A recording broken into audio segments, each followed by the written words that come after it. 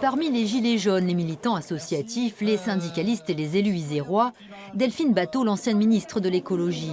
L'actuelle députée souhaite déposer un amendement sur la mise en concurrence des barrages hydrauliques. Quand j'étais ministre de l'énergie et de l'écologie, j'ai bloqué ce processus d'ouverture à la concurrence. Et à l'époque, le secrétaire général de l'Élysée, c'était Emmanuel Macron. Lui, il était plutôt pour. Voilà, donc le gouvernement actuel, dans ses orientations, a commencé d'enclencher le processus d'ouverture à la concurrence. Peut-être qu'aujourd'hui, il est en train de se rendre compte qu'il y a une mobilisation importante dans les territoires concernés. Les barrages, c'est les objets industriels les plus dangereux de France après les centrales nucléaires. Pour faire baisser les prix ici, c'est ce qu'ils nous annoncent. Ils vont être obligés de limiter la maintenance et de ne pas faire les investissements nécessaires et de mal surveiller ces ouvrages. Pour vous donner un tout petit exemple, si le barrage de Monténard pète, il y a une vague de 6 mètres à Grenoble dans 3 quarts d'heure.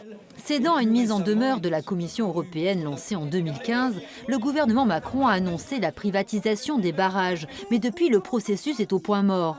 Les débats sur la loi énergie vont débuter la semaine prochaine à l'Assemblée nationale. L'occasion d'en savoir un peu plus.